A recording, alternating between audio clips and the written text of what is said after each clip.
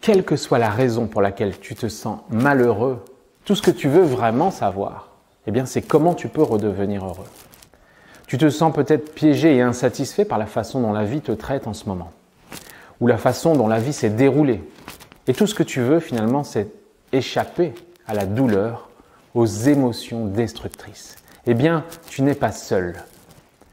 Le bonheur, tu sais, est souvent un objectif que les gens ne croient pas réalisable. La musique est la langue des émotions. Et pourtant, peu de personnes apprennent à utiliser ce langage pour se guérir, élever sa propre vibration ou se performer dans différents domaines.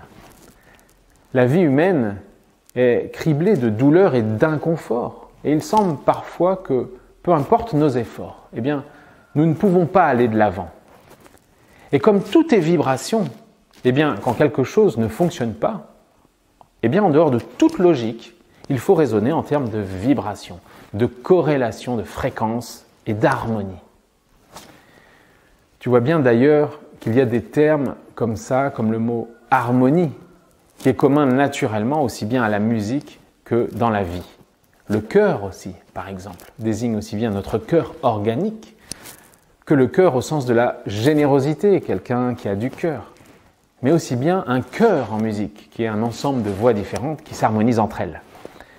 Donc, si tu te sens perdu et plein de chagrin, au lieu d'avoir un sentiment de bonheur, eh bien, tu peux changer les choses.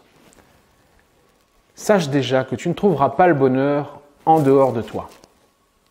Ce n'est pas au fond d'une bouteille ou dans les bras d'une autre personne.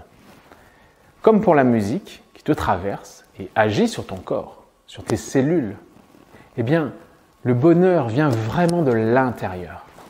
C'est pourquoi il est insaisissable pour tant de gens. Nous pensons souvent que ce sont les choses et les gens qui nous rendent heureux.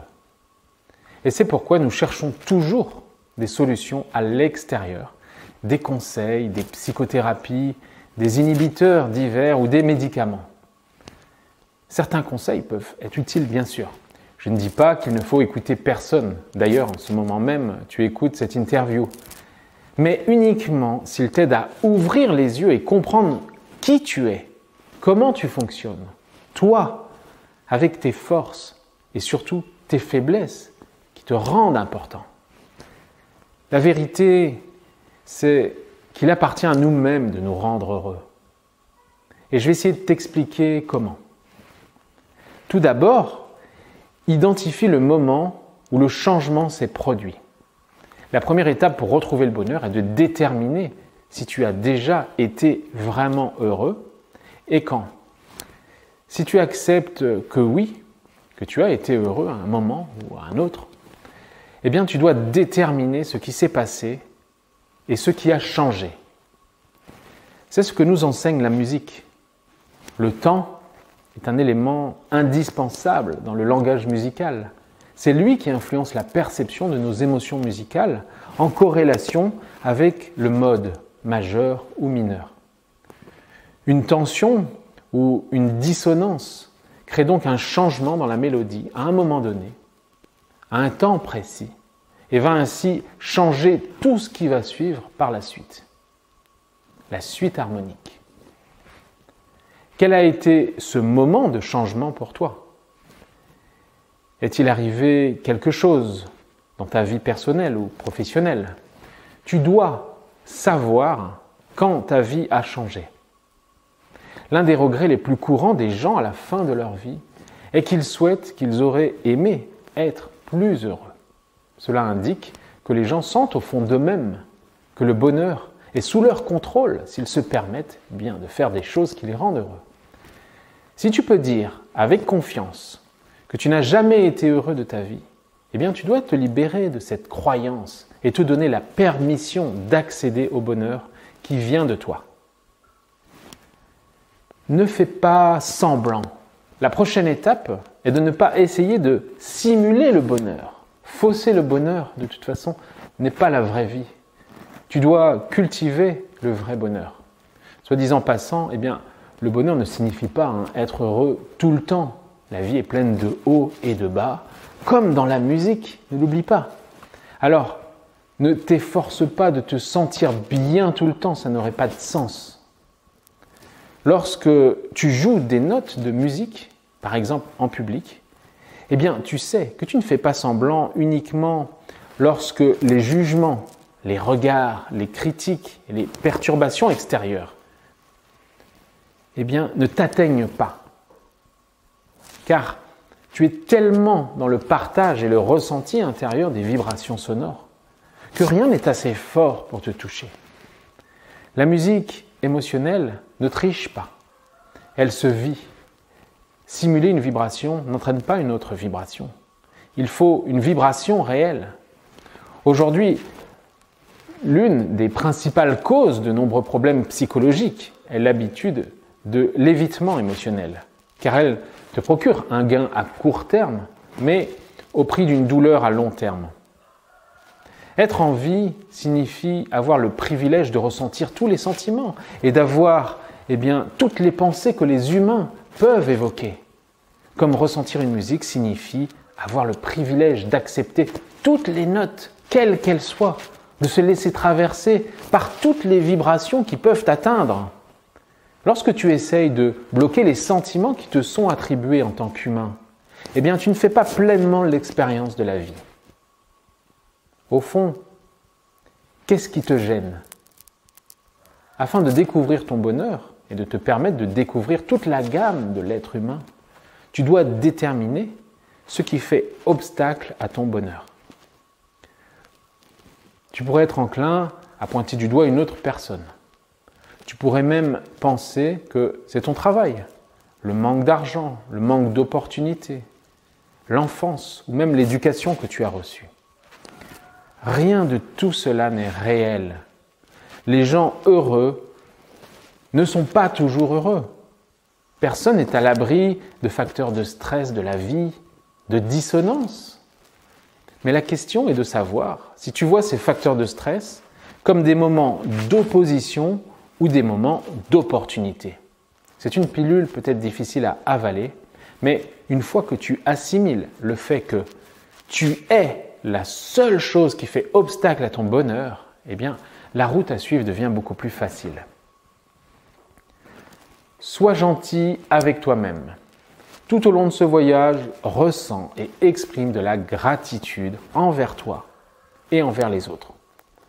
La gratitude aide les gens à ressentir des émotions plus positives, à savourer de bonnes expériences, à améliorer leur santé et à faire face à l'adversité et à nouer des relations solides.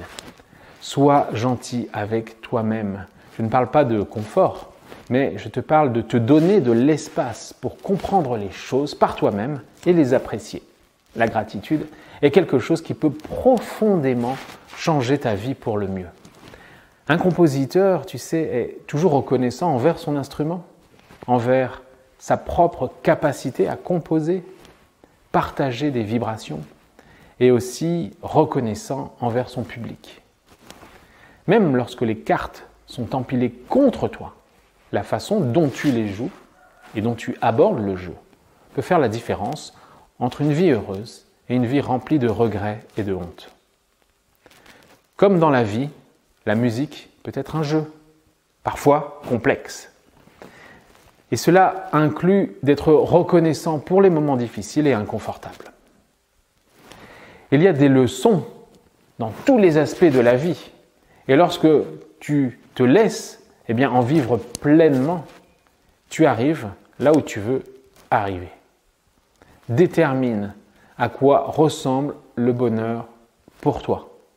Beaucoup d'entre nous poursuivent les définitions du bonheur des autres. Afin de retrouver le bonheur, je pense que tu dois déterminer à quoi cela ressemble pour toi. La partie difficile est que nous adoptons souvent la version du bonheur de nos parents ou de la société et nous nous efforçons de réaliser ces visions dans nos propres vies. C'est pareil en musique. Jouer la partition d'un autre est toujours délicat car elle est figée dans l'espace et tellement structurée qu'elle ne laisse en l'état aucune place à son interprète.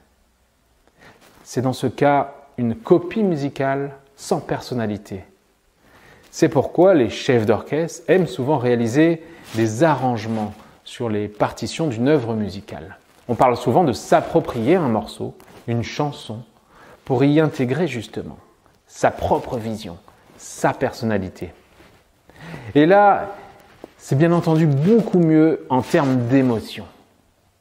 Jouer un jeu qui n'est pas le sien peut conduire à beaucoup de malheur. Et nous découvrons que ce que les autres veulent n'est pas nécessairement ce que nous voulons. Comment veux-tu que ta musique se joue? À quoi veux-tu que ta vie ressemble? Tu dois savoir. Accepte les choses difficiles dans ta vie. Ça, c'est un autre conseil. N'oublie pas que la vie n'est pas composée uniquement de papillons et d'arc-en-ciel. D'ailleurs, pense à ça. Tu ne reçois finalement des arcs-en-ciel qu'après la pluie.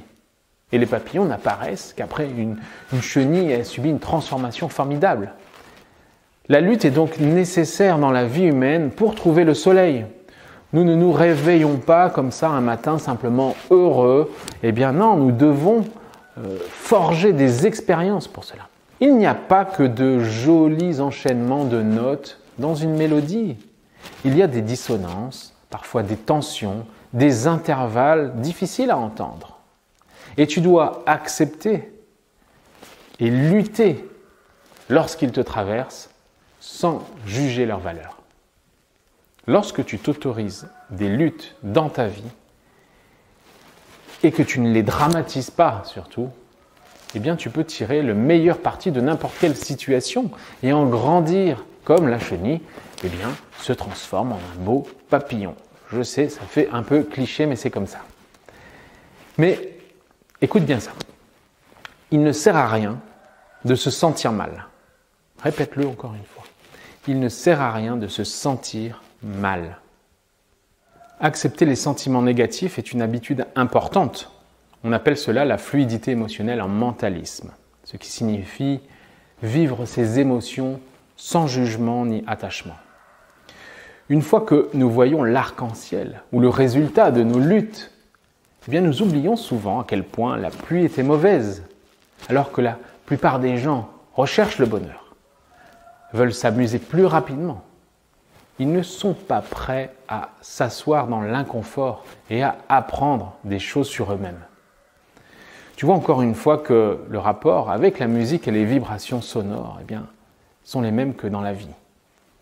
Les gens qui sont vraiment heureux sont ceux qui ont traversé le feu et vécu pour voir un autre jour.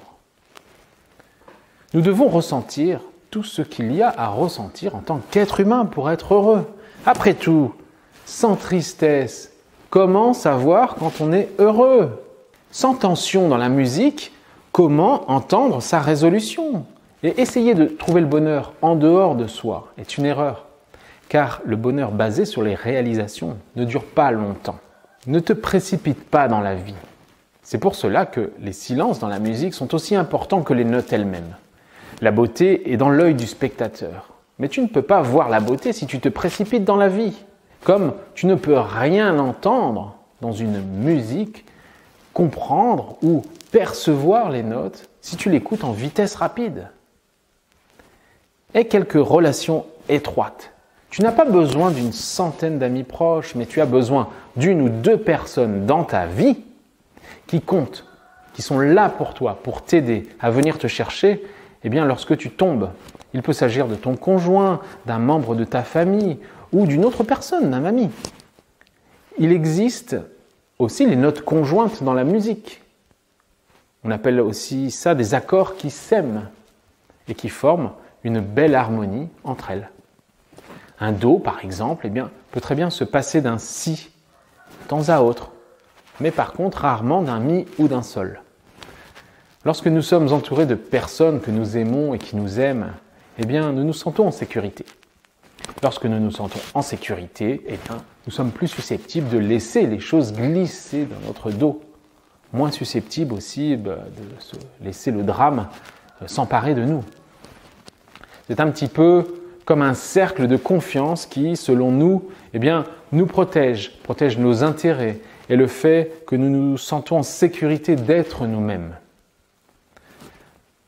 Ensuite, un autre conseil, eh bien, c'est achète des expériences et non pas des choses. L'un des ennemis du bonheur, eh bien, c'est l'adaptation. Je m'explique. Nous achetons des choses pour nous rendre heureux et nous réussissons, mais seulement pendant un certain temps. Les nouvelles choses excitantes pour nous, eh bien, sont au début, mais ensuite, eh bien, nous nous adaptons à elles. Si tu ressens, par exemple, l'envie de dépenser de l'argent, eh bien, dépense de l'argent plutôt pour des expériences. Va voir le monde, va écouter des concerts, vis ta vie dans des avions, des trains, sur un vélo, sur la route de nulle part. Tes expériences sont une plus grande partie de toi-même plutôt que tes biens matériels. Ce que tu dois apprendre, eh bien, c'est que tu es la somme totale de tes expériences. Tu es la somme de tes expériences. Ne compte pas sur d'autres choses ou sur d'autres personnes pour te rendre heureux. Ce n'est pas à ton travail de te rendre heureux. Si tu es misérable au travail, eh bien, c'est parce que tu te rends misérable au travail, désolé de te le dire. Une musique en soi, dans son existence propre, n'a pas besoin d'une autre musique pour exister. Elle reste elle-même originale à part entière. Les gens heureux savent qu'il y a de la vie au-delà des murs du bureau et qu'ils n'ont pas besoin de tirer une valeur d'eux-mêmes du travail qui les aide à gagner de l'argent. Ce sont deux choses différentes. L'argent qu'ils gagnent les aide à vivre une vie meilleure peut-être, mais c'est la façon dont ils choisissent d'approcher cette vie et d'utiliser cet argent qui les rend heureux. Ton conjoint, tes enfants et ta famille ne sont pas non plus responsables de ton bonheur. Lorsque tu assumes l'entière responsabilité de ton bonheur, tu constateras que tu te rapproches de ce que tu veux dans la vie. Autre conseil, eh bien, suis ton instinct. Suis ton instinct.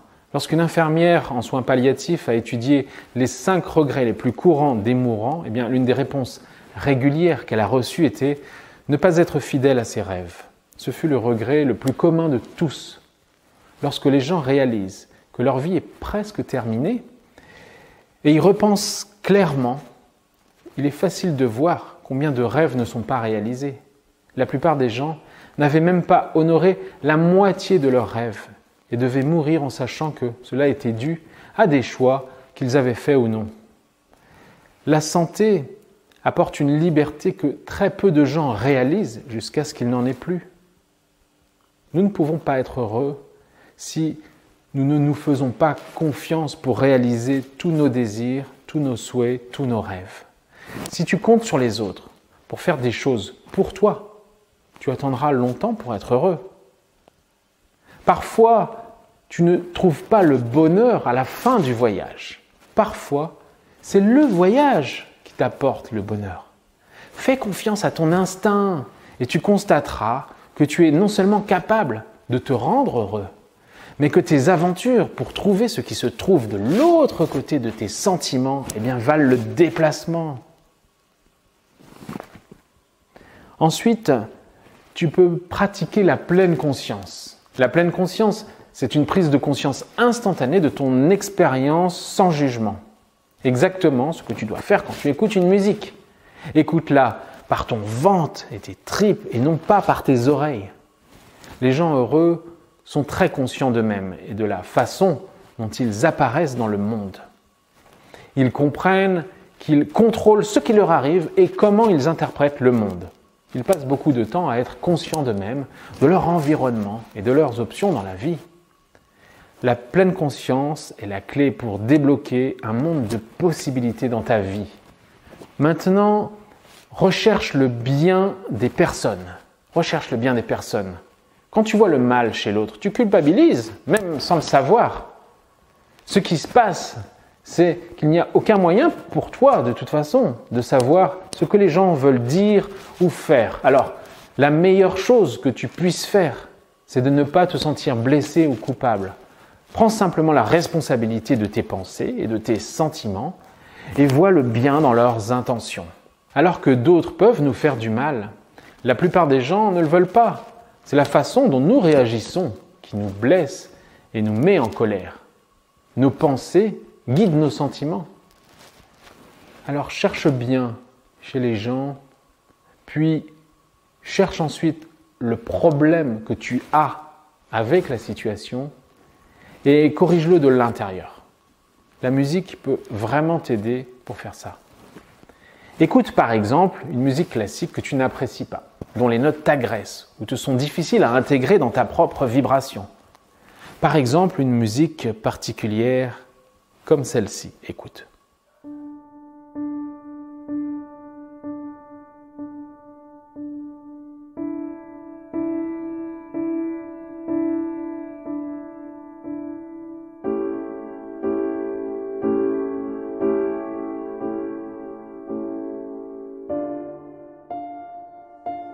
Essaye simplement de fermer les yeux.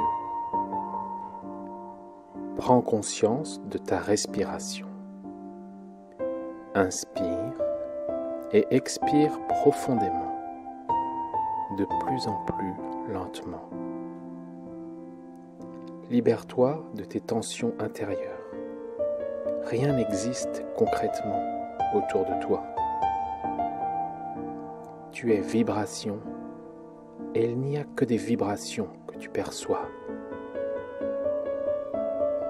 Maintenant, laisse-toi traverser par les notes que tu entends. Chaque note, les unes après les autres. Ne les juge pas, ne cherche pas à les contrôler. Détache-toi des pensées négatives. Et maintenant, respire mon corps profondément et recherche le bien dans ce qui te traverse. Chaque note est une expérience nouvelle et positive pour toi. Chaque note a quelque chose à te dire et à t'apporter. Chaque note te souffle un message d'amour et de bonheur. Elles veulent simplement te dire « Merci d'exister pour m'entendre », car c'est ton écoute qui finalement fait exister les notes que nous sommes. Alors, tout dépend de toi.